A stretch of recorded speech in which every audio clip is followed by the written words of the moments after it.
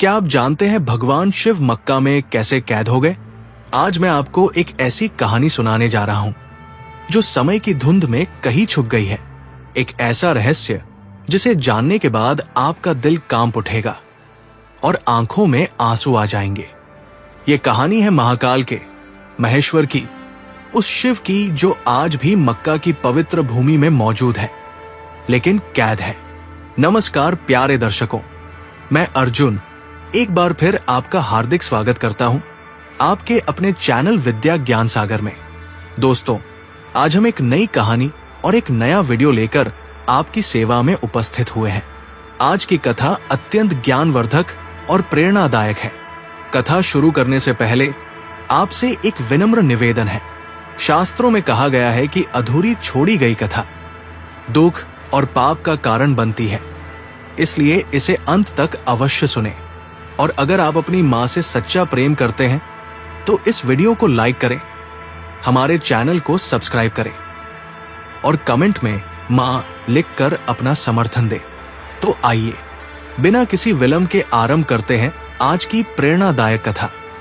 बात उस समय की है जब ये पृथ्वी आज जैसी नहीं थी।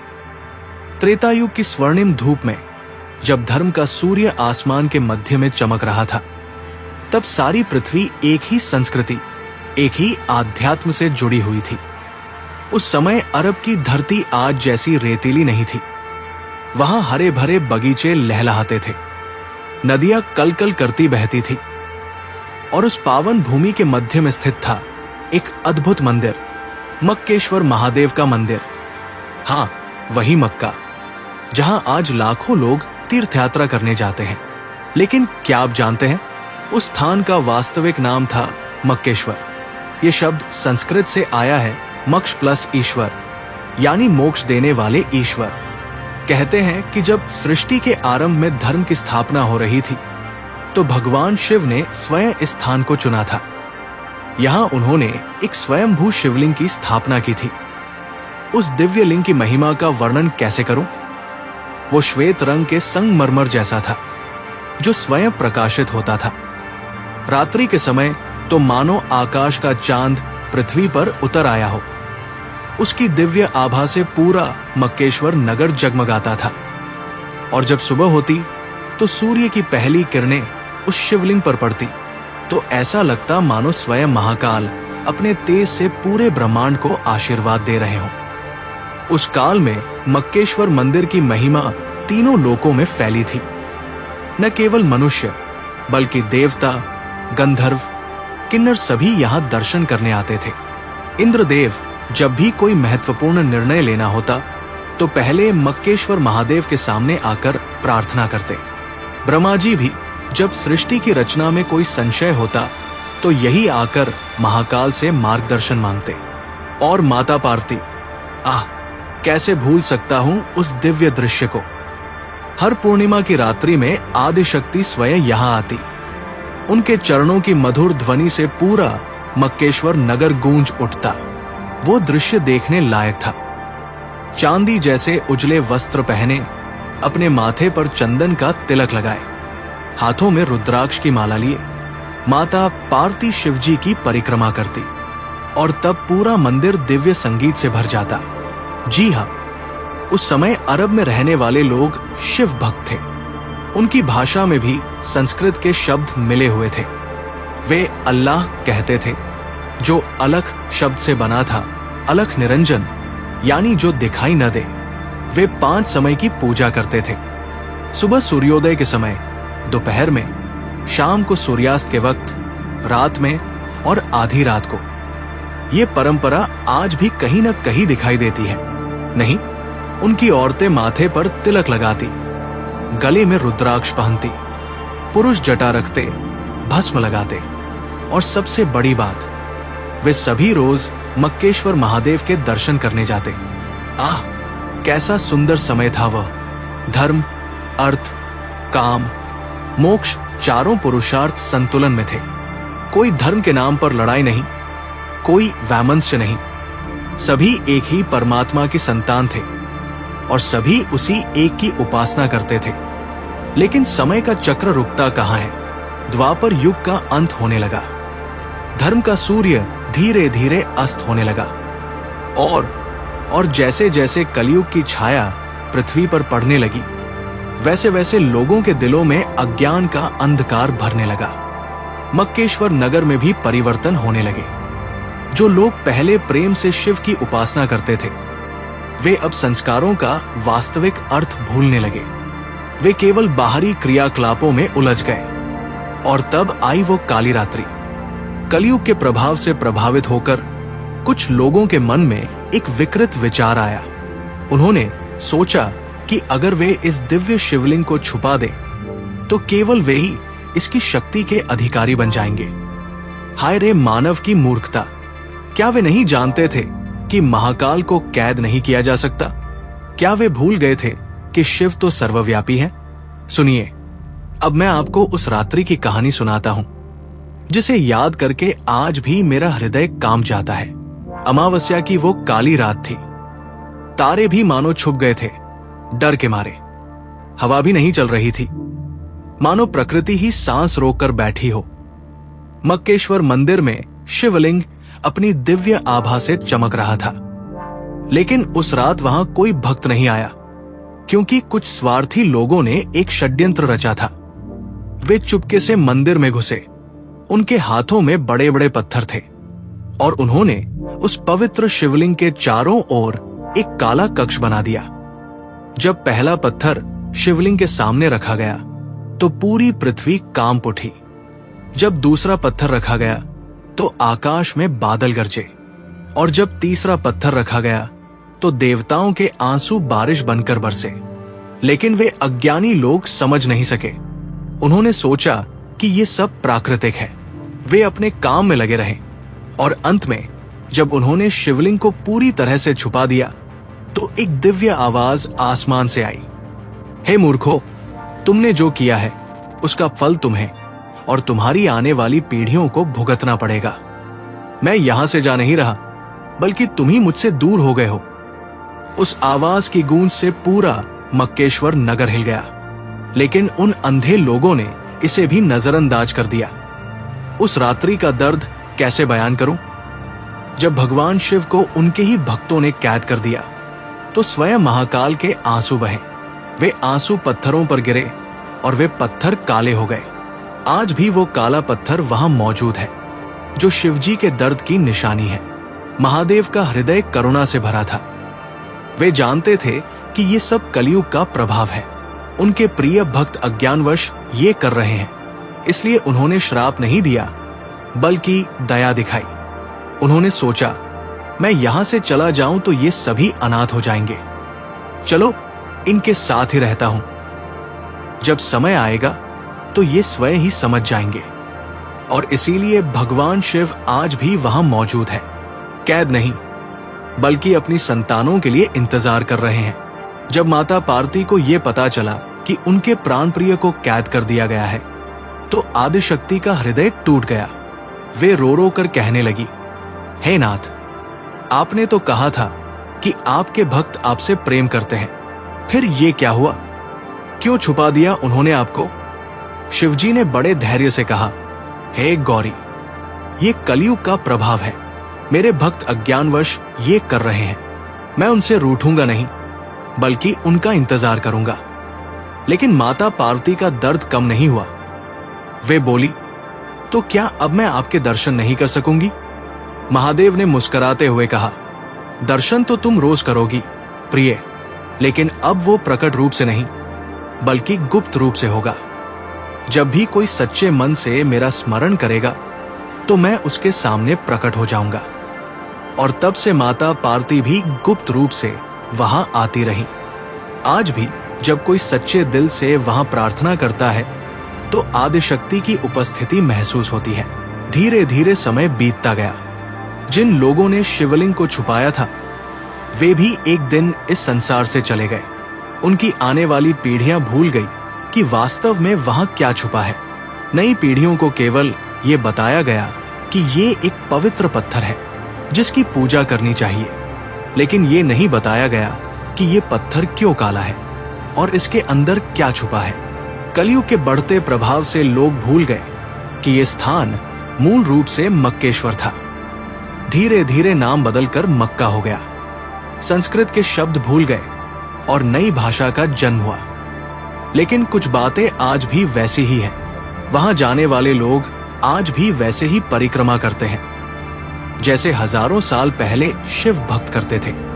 वे आज भी उसी दिशा में प्रार्थना करते हैं। और सबसे बड़ी बात, जब वे उस काले पत्थर को छूते हैं तो उनके दिल में वही शांति मिलती है जो कभी शिव के दर्शन से मिलती थी। आज भी वहां ऐसे कई संकेत मिलते हैं जो बताते हैं कि ये स्थान वास्तव में शिव का है। वो काला पत्थर जिसे आज हजरे अस्वद कहते हैं, वो वास्तव में शिवजी के आंसुओं से काला हुआ था। और देखिए कि आज भी लोग उसे छूकर कैसी शांति महसूस करते हैं। वहां की परिक्रमा आज भी 7 बार की जाती है, ठीक वैसे ही जैसे शिव मंदिरों में की जाती है। क्या ये केवल संयोग है?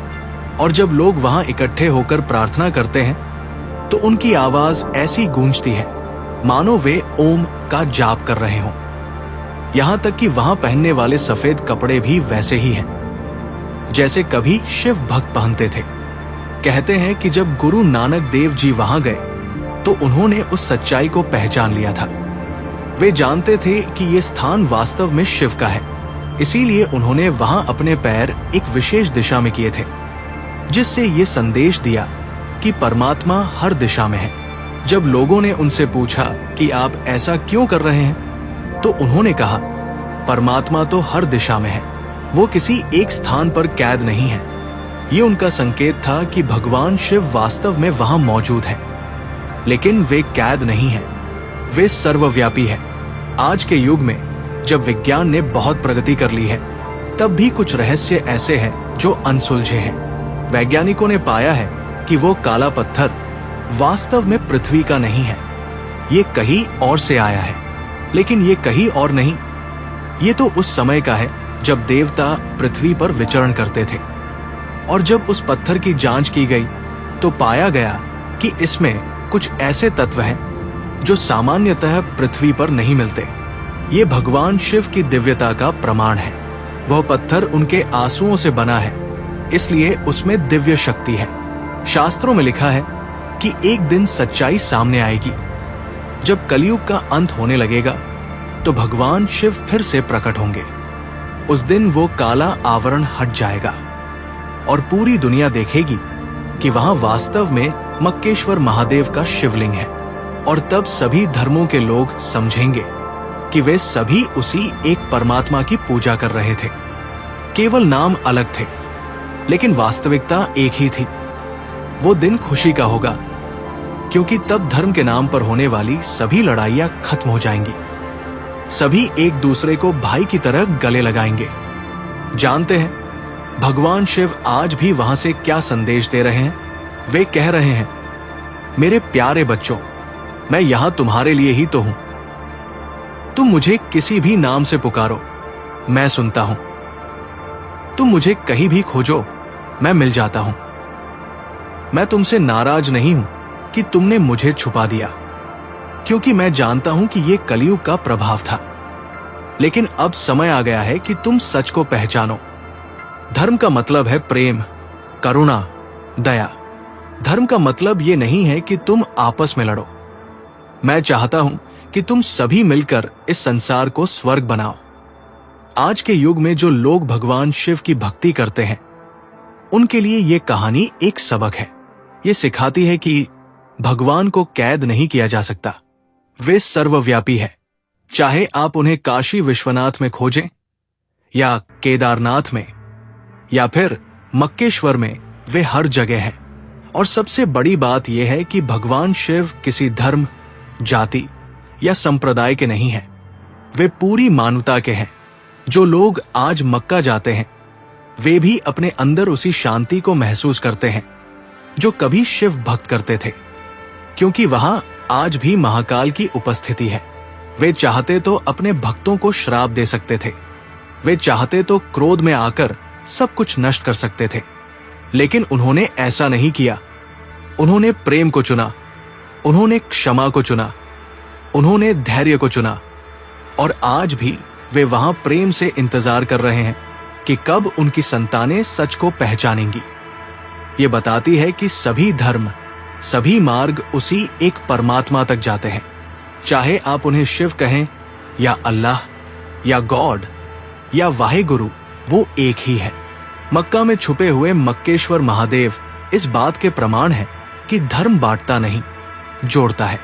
जब वो दिन आएगा जब सच्चाई सामने आएगी, तो माता पार्वती भी प्रकट रूप से वहां आएंगी। वे अपने प्राणप्रिय शिवजी को कैद से मुक्त देखकर खुशी से नाच उठेंगी और तब वहां फिर से वैसा ही दिव्य वातावरण होगा जैसा कभी त्रेतायुग में था। देवता, गंधर्व, किन्नर सभी आकर उत्सव मनाएंगे। पूरा ब्रह्मांड खुशी से झूम उठेगा और उस दिन सभी धर्मों के लोग एक साथ मिलकर भगवान शिव का अभिषेक करेंगे। लेकिन आपको इंतजार करने की जरूरत नहीं है। भगवान शिव आज भी आपके साथ है। जब आप सच्चे मन से उनका स्मरण करते हैं तो वे आपके हृदय में प्रकट हो जाते हैं।